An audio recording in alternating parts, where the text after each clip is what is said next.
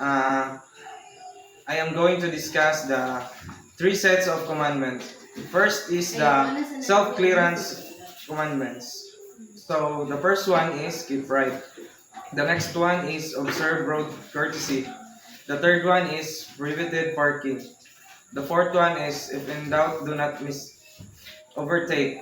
The fifth one is the bus stop, roll lining at the bus stop zone.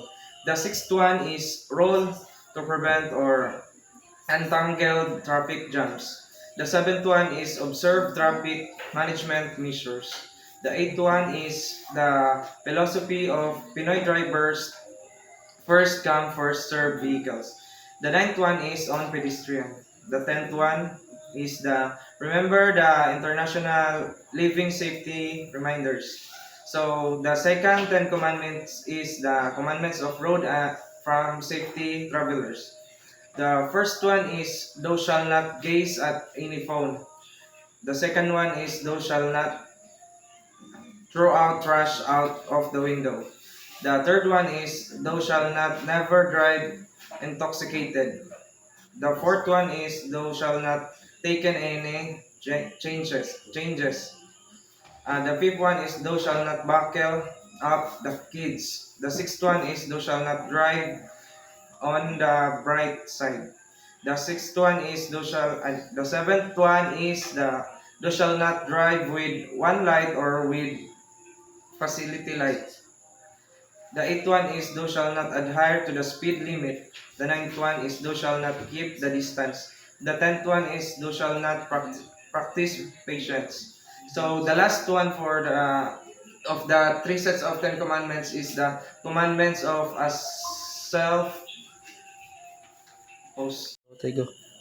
The third one of the three sets of Ten Commandments is the last one is the commandments of a self driver. First is I will not drive when drunk, nor drowsy, nor fatigued. The second one is I will not pass without care on the curb, nor hills, nor views or unseen by the eyes. The third one is I will not violate speed laws, nor exceeding speed limits.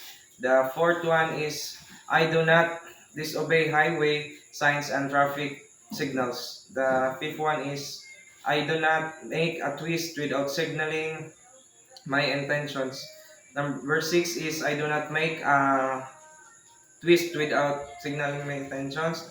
Number six is I do not accelerate my speed at school, playgrounds, or hospital and other dangerous zones.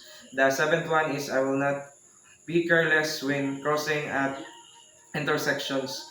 The eighth one is I do not glare my headlights on approaching cars at night. The ninth one is I will slow down when twilight comes and unsafe road conditions before me.